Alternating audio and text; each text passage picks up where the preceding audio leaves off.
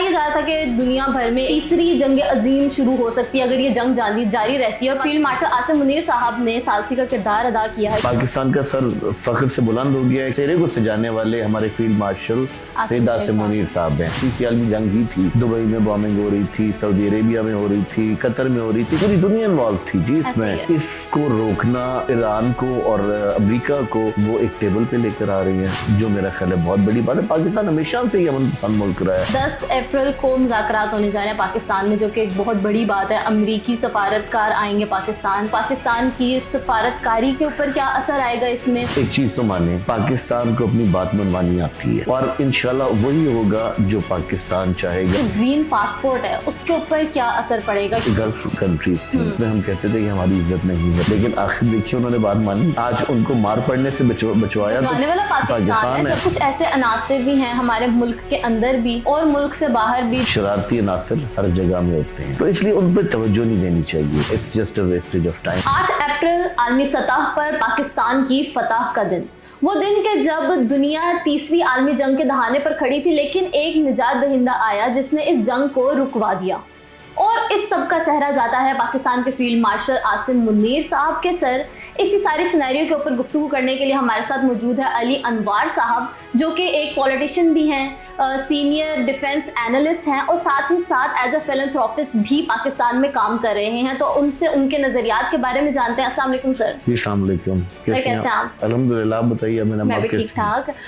Sir, Pakistan के लिए बहुत खुशी का दिन है। आज पाकिस्तान ने एक ऐसा किरदार अदा किया है जिसने दुनिया को एक आलमी जंग से बचा लिया है। कहा यह जा रहा था कि दुनिया भर में एक मतलब कि तीसरी जंग अजीम शुरू हो सकती है अगर ये जंग जारी रहती है, और पाकिस्तान ने बल्कि फील्ड मार्शल आसिम मुनीर साहब ने सालसी का किरदार अदा किया है, जो कि एक बहुत खुशआइन बात है। इसके ऊपर आपका क्या स्टांस है? जी थैंक यू वेरी मच जी मुझे बुलाने का। बिल्कुल पाकिस्तान का सर फख्र से बुलंद हो गया है, क्योंकि ये सेरा पाकिस्तान के सर गया है और ये पाकिस्तान का सेरा, इस सेरे को सजाने वाले हमारे फील्ड मार्शल सैयद आसिम मुनीर साहब हैं। ये उनकी काविशों का नतीजा है, उनकी मेहनतों का नतीजा है कि पाकिस्तान को सालसी का शर्फ हासिल हुआ जी। तो आई थिंक कि ये हमारे सारी जो है, ये सारी हमारी फौज की मेहनत है और आसिम मुनीर साहब की मेहनत है।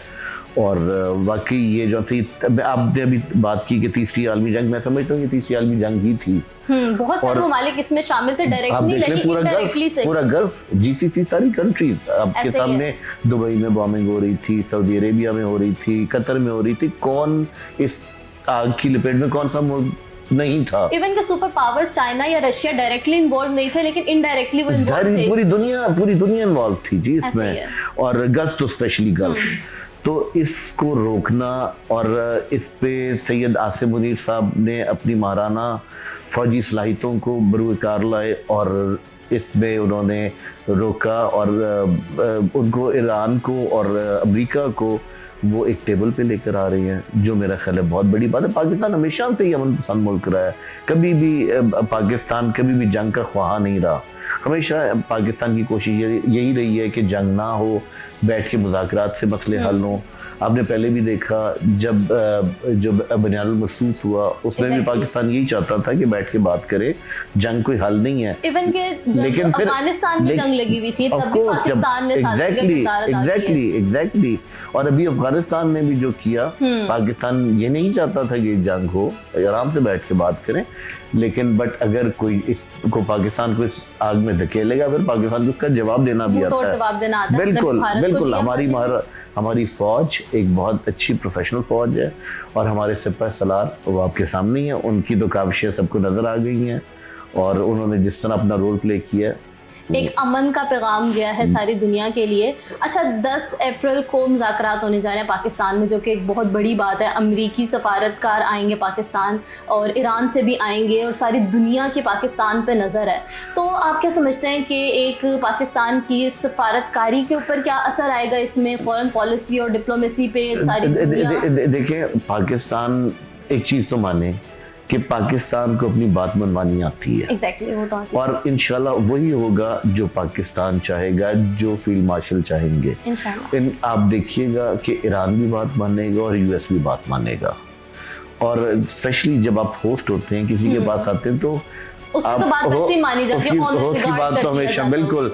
और ये मेजबानी हमारी मुल्क को हमारा मुल्क करेगा और हमारे फील्ड मार्शल करेंगे तो वो अपनी बात मनवाएंगे। अब देखिएगा कि ये अमन होगा, जंग बंद होगी और इंशाल्लाह ताला ये जो महंगाई इस जंग की आग में जो हम फंसे हैं, महंगाई हुई है, पेट्रोल महंगा हुआ है, अशिया खुर्दनोश महंगी हुई है, सारी चीज़ें महंगी होती हैं, किराए महंगे हुए हैं, बिल्कुल ट्रांसपोर्ट महंगे होते हैं। तो अब ये देखिएगा कि ये चीज़ें वापस आएंगी और इंशाल्लाह ये बेहतरी की तरफ जाएगी। चले इंशाल्लाह, ख्वाहिश यही है कि बेहतरी की तरफ इंशाल्लाह। आप देखिएगा सर, पाकिस्तान के जो ग्रीन पासपोर्ट है उसके ऊपर क्या असर पड़ेगा, क्योंकि हमने माजी में देखा है कि पाकिस्तानियों को अपने पासपोर्ट में से लंबी लंबी लाइनों में लगना पड़ता था। देखिए जो गल्फ कंट्रीज थी उसमें हम कहते थे कि हमारी इज्जत नहीं है, पाकिस्तानी पासपोर्ट की इज्जत नहीं है, लेकिन आखिर देखिए उन्होंने बात मानी। हाँ जी, ठीक है, आज उनको मार पड़ने से बचवाया तो वाला पाकिस्तान है। जबकि आप देखिए बॉम्बिंग हो रही थी, बॉम्बिंग बिल्कुल, देखिए बॉम्बिंग हो रही थी उधर। ईरान ने जो भी है, सच्ची बात करें तो देखेंगे ईरान ने दिखाया है कि हम कुछ हैं। हमें तुम लोग मानते नहीं थे, सैंक्शंस लगाएंगे, लेकिन हम लोग बाकी की तरह नहीं है। और फिर अगर ईरान ने बात मानी तो किसकी मानी? पाकिस्तान की मानी। आपके सामने है, तो पाकिस्तान की वैल्यू आपके सामने। तो पासपोर्ट आप देखें, ये हमारा पासपोर्ट, मतलब हम उम्मीद करें कि अब पाकिस्तानियों को ग्रीन पासपोर्ट पे इज्जत मिलेगी। देखिए इंशाल्लाह पहले भी मिलती आई है और इंशाल्लाह मिलेगी भी। पाकिस्तान ता क़यामत शादोबाद रहेगा, कायम बिल्कुल। और ऐसे नहीं सब कहते कि पाकिस्तान हमेशा जिंदाबाद, तो हमेशा पाकिस्तान हमेशा जिंदाबाद ही रहेगा इंशाल्लाह। अच्छा सर, कुछ ऐसे अनासिर भी हैं हमारे मुल्क के अंदर भी और मुल्क से बाहर भी जो कि इस चीज को देखिए हसद करने वाले शरारती अनासर हर जगह में होते हैं, तो इसलिए उन पर तवज्जो नहीं देनी चाहिए।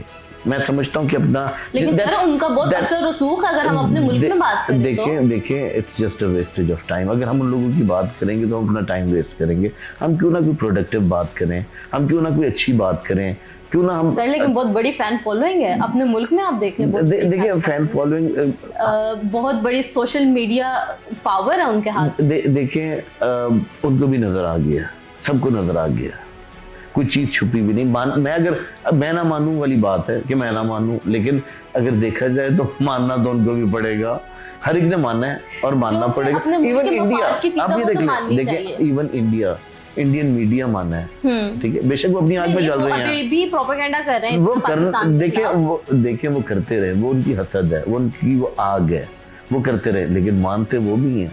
अंदर ही अंदर वो मानता तो है, सब मानते हैं, वही है जो मानता हो वो जलता है। तो वो माननी है तो जल रही है, वरना तो वो उनकी जलने की वजह और तो कोई हो नहीं सकती। उनकी जलने की वजह बुनियादुल महसूस भी है, उसमें भी उन्होंने मार खाई। देखिए मार के सबको दुनिया को नजर आया है, ऐसे ही है, पूरी दुनिया ने देखा है, ठीक है, पूरी दुनिया ने देखा उनको जैसे मार पड़ी और फिर वो कैसे घुटनों के बल आए हैं।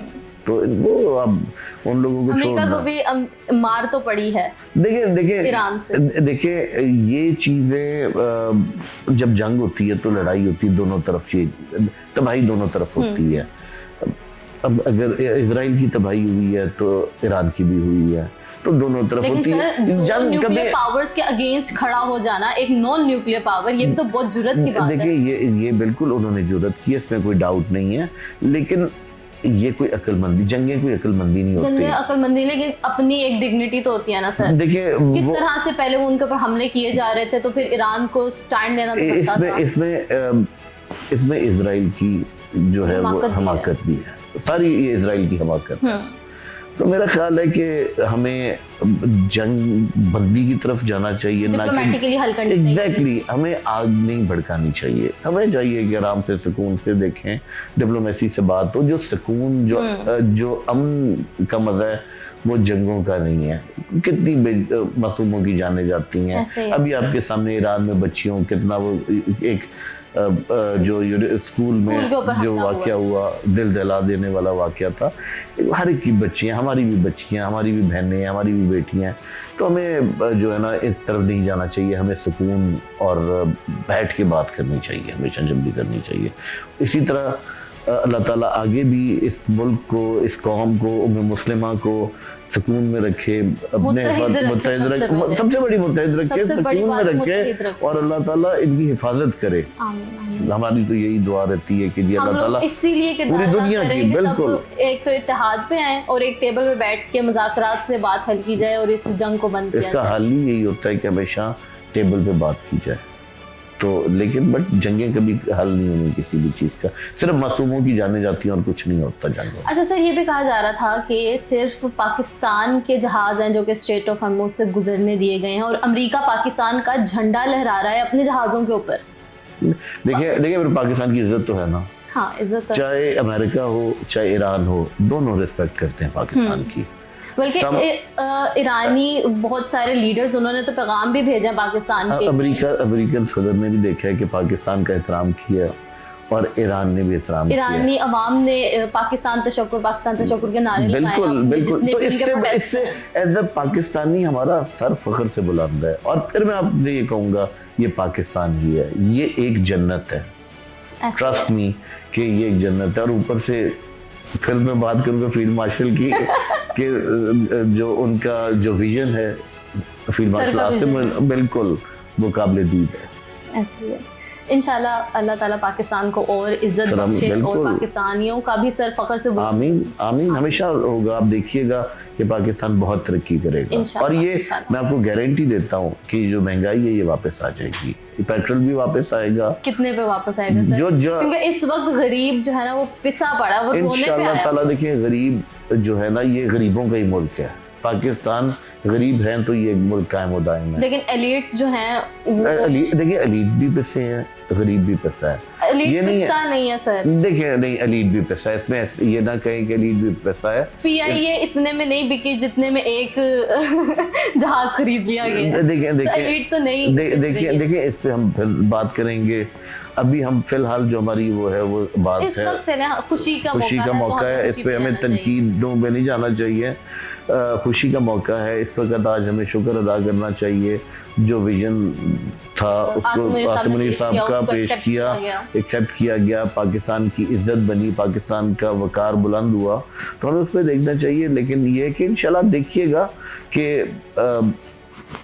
गरीब है तो ये गरीब का भी पाकिस्तान है, अमीर है तो ये अमीर का भी पाकिस्तान है। ये नहीं है कि गरीब है तो अमीर को निकाल दें या अमीर है तो गरीब को निकाल दें। ये सबका, ये पाकिस्तान एक गुलदस्ता है, इसमें हर किस्म का फूल है। अल्लाह इस गुलदस्ते को शादाबाद रखे, इसके परचम को हमेशा सरबुलंद रखे। आपका बहुत ज्यादा शुक्रिया, आपने हमें टाइम दिया। Thank you so much sir. बहुत शुक्रिया।